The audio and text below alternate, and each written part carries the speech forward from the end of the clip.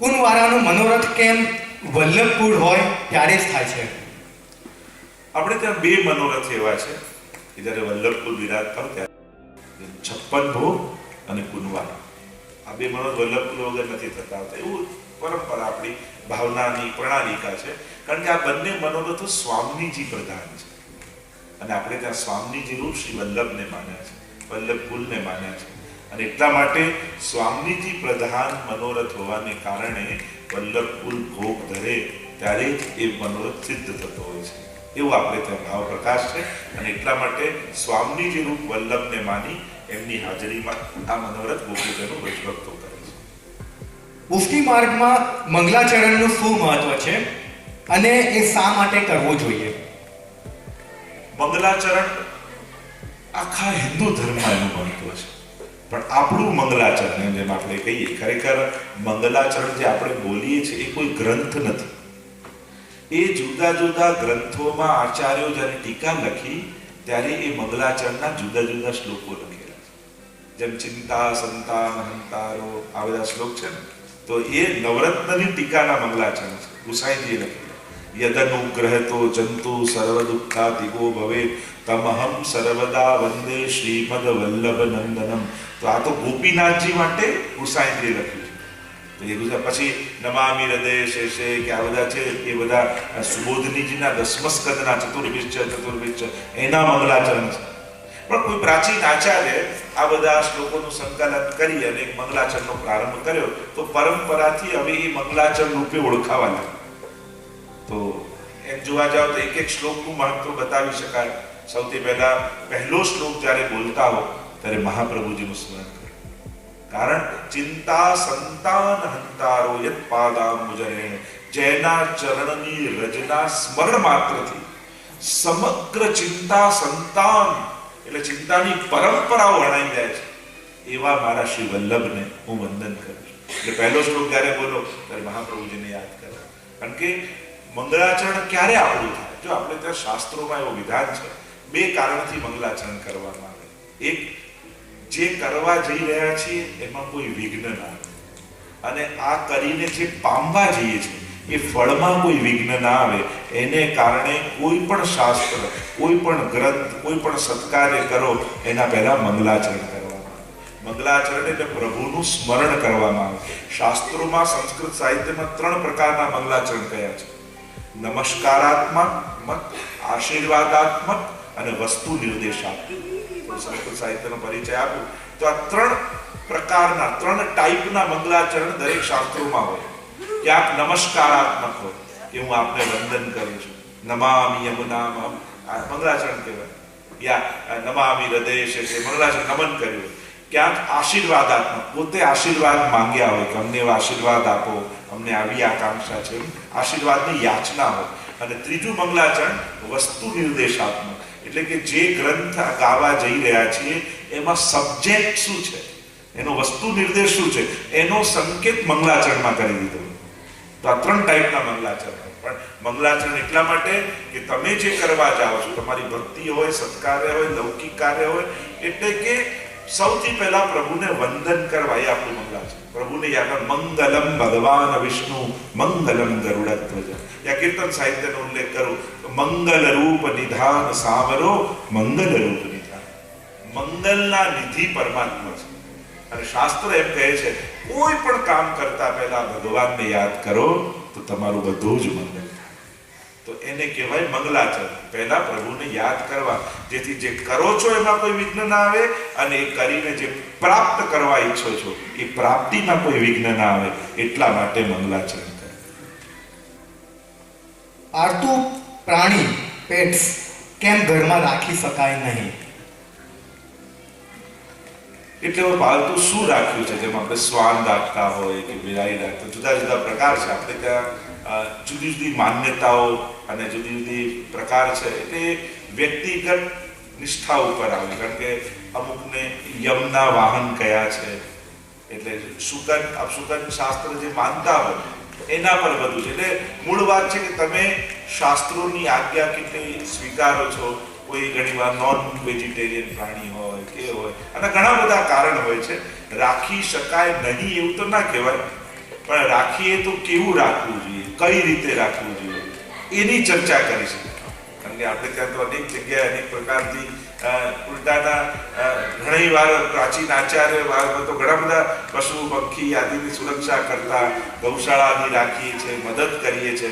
પણ જ્યારે ઘરમાં રાખવાની વાત આવે અને જે સંપૂર્ણ વૈષ્ણવી જીવન જીવતા હોય, અમુક વસ્તુ ગ્રહણ કરતા હોય, અમુક વસ્તુ ન ગ્રહણ કરતા હોય, હવે એને પરાણે મારી મછલીને વૈષ્ણવ બનાવવો અને એ ખાતો હોય નહીં ખવડાવવું, અને કારણ કે આપણા ઘરમાં છે એમ કરીને એનું દમન કરવું, એના કરતાં ન રાખવું સારું.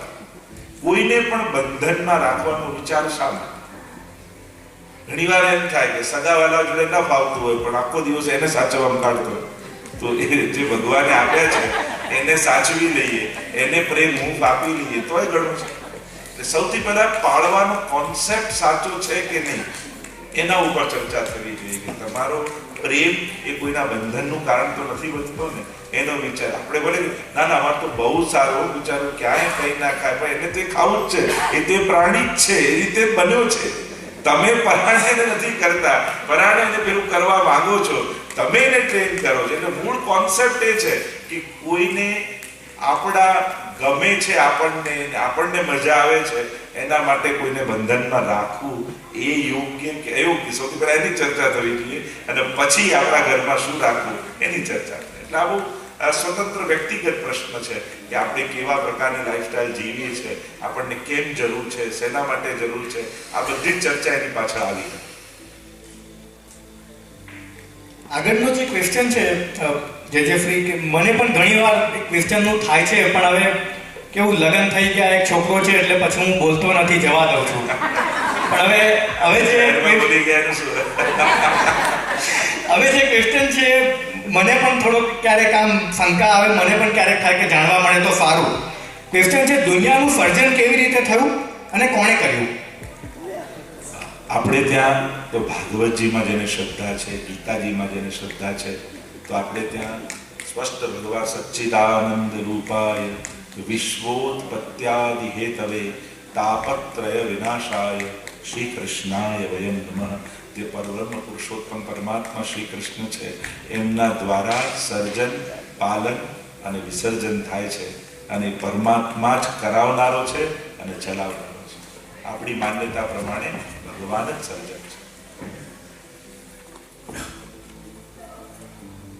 ખબર પડી ગઈ મને. એટલે મારો છોકરો મને પૂછે તો માથી થોડું એક્સપ્લેન થશે. એટલે મેઇન વાત છે તમે સ્ક્રિપ્ચર પર શ્રદ્ધા રાખો છો કે દુનિયાના દરેક ધર્મ ભગવાનથી નથી ચાલતા, એને સ્ક્રિપ્ચર્સથી ચાલે છે, ધર્મ ગ્રંથોથી ચાલે છે. અને જ્યારે તમે ભગવાન પણ જ્યાં તમારા સવાલો આવીને અટકી જાય અને જે બિયોન્ડ ક્વેશ્ચન છે, જે બિયોન્ડ લોજિક છે, એને જ પરમાત્મા યતો વાચો નિવર્તન્તે અપ્રાપ્ય મનસાસર, કે જ્યાં આવી આપણા સમજનો પૂર્ણ વિરામ લાગે એનું નામ જ ભગવાન છે. અમુક પાઠ જેનું મિનિંગ ખબર હોતી નથી, તેમ છતાં કરતા રહીએ છીએ, તો તેનું ફળ પ્રાપ્ત થાય ખરું? દવામાં કન્ટેન્ટ ખબર ન હોય છતાં ખાઈએ તો રોગ જાય છે. આ ભગવદ નામ પણ ઔષધિ ભવૌષધા છોત્ર મનો વિરામાત કૌત્તમ શ્લોક ગુણાનુવાદાત કુમાન વિરજ્યેત વિના પશુના.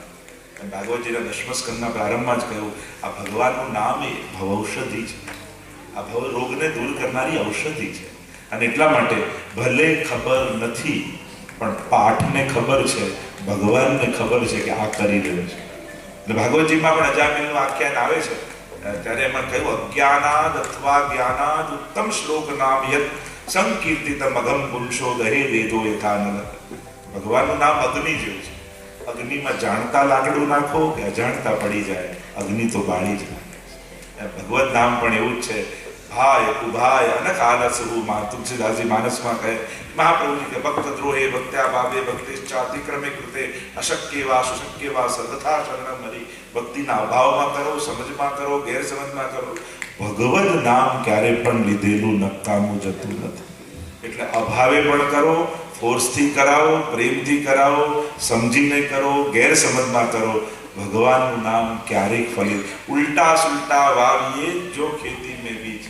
જેમ ખેતરમાં બીજ પેલો ખેડૂત નાખતો હોય, હવે કઈ સીધા કરી નથી નાખતો, તાવડાવડા જેમ પણ નાખે, પણ ઉગે છે તો સીધું જ. એમ ભગવાનનું નામ ઊંધું વાવો કે સીધું વાવો, એ ઉગે તો સીધું જ છે, એ ક્યારેય નકામું નથી. એટલે અભાવે પણ ભગવત નામ લેવું. ખૂબ સરસ. ખબર પડી કે મારા ખ્યાલથી હવે બધાને તો પછી સમજવાની કોશિશ કરવી ધીમે ધીમે. જે કહી દીધું આપણે તો ગોખી જ ના, પ્રયાસ તો કરવો જ જોઈએ. તેથી આનંદ વધે, એ જ વસ્તુનો આનંદ પણ આવવો જોઈએ, રસ પણ આવવો જોઈએ. અર્થ જાણીએ તેનો રસ પણ આવે. પુષ્ટિ માર્ગને મોગલોએ કઈ ભેટ આપી છે? જેમ કે ગોસ્વામીની પદવી મોગલાએ આપી છે, તો એવી બીજી કઈ છે? ક્ષમા કરજો કદાચ મારી ભૂલ થઈ હોય બોલવામાં. એટલે એ સમયે અકબર બાદશાહ અને ઘણા બધા બાદશાહો ગુસાઈજીના શરણે આવ્યા, પ્રભાવિત થયા. આખું ગોકુલ ગામ લખીને આપ્યું હતું.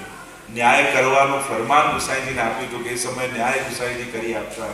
એવી ઘણી બધી વસ્તુઓ છે. એવા ઘણા બધા ભૂમિઓ છે, સ્થાનો છે કે એવા આજે પણ અકબર બાદશાહના ફરમાનો ત્યાંના સેવકોને લખેલા પ્રાપ્ત છે અને છે હજી ઘણી લાઇબ્રેરીઓમાં, કે એ સમયના બાદશાહોને એ સમયે રાજસ્થાનના તો ડોનેશન ધાર્મિક સંસ્થામાં થઈ શકે તો મને જે ક્વેશ્ચન આવ્યો છે, હું એવું માનું છું કે આપણા વૈષ્ણવ પંથ સિવાય બીજી કોઈ ધાર્મિક સંસ્થા હોય એમાં ડોનેશન થઈ શકે કે ના થઈ શકે? એટલે મૂળ વાત તમારા સમર્પણની, શ્રદ્ધાની અને નિષ્ઠાની. જેમ તમે બ્રહ્મ સંબંધ લીધું એટલે ઠાકોરજીને તમે સમર્પિત થયા કે તન મન ધન મારું પ્રભુનું છે. એટલે હવે પ્રભુને કેન્દ્રિત કરીએ તો આપણે ઘણી બધી જગ્યાએ હવે ઘણીવાર વ્યવહારથી આપતા હોઈએ, ઘણા ધર્મ ઓછો નડે, શરમ વધારે નડે કે આ કહેવા આવ્યા છે, નહીં આપ્યું તેમને ખોટું લાગશે. તો આપણી કારણ કે જો શરણાગતિ અને નિષ્ઠા છે ને, દરેકની જુદી જુદી હોય છે. કે તમારી પ્રભુ પ્રત્યે તમારી નિષ્ઠા કેટલી છે, અનન્યતા કેટલી છે, શ્રદ્ધા કેટલી છે, આમાં ખોટું કોઈ ના હોય છે. પણ તમારી નિષ્ઠા અને તમારી અનન્યતા એ તમારા ઉપર છે. કર્યું એમાં કોઈ ખોટું નથી હોતું, નથી કર્યું એમાં કોઈ ખોટું નથી હોતું, પણ દરેકની નિષ્ઠા અને અનન્યતા પર છે. એટલે આ તમારા કરનારા ઉપર છે કે એનું તન, એનું મન, એનું ધન એને ક્યાં લગાવ્યું. કારણ કે જે રીતે તમારી શ્રદ્ધા જાય એ પ્રમાણે શ્રદ્ધાને દિશા મળે છે. શ્રીનાથજી બાવા મલ્લકચ્છ ટીપારા એ શ્રૃંગાર ધારણ કરે છે, તેનું મહત્વ શું છે? તેની પાછળ કોઈ વાર્તા છે? મહેરબાની કરીને ટૂંકમાં જણાવશો. અને આ શૃંગાર ક્યારે ધરાવવા? એટલે મલ્લકાશ ટીપારાનું રીઝન ના એની ભાવના હોય, ઉષ્ણકાળમાં અને ઘણી વાર એનું આવતા હોય છે, પણ એ બહુ ભાવનાનો વિષય છે એટલે જાહેરમાં ચર્ચા ન કરી. વ્યક્તિગત મળશો ત્યારે હું એને સમજાવીશ. કારણ કે આપણે ત્યાં બે પક્ષ, એક સિદ્ધાંત પક્ષ, એક ભાવના પક્ષ. તો ભાવના એવી છે કે જ્યારે આપણો અધિકાર આપણે ધીમે ધીમે સંપાદિત કરીએ ત્યારે એ ભાવનાની ચર્ચા થાય.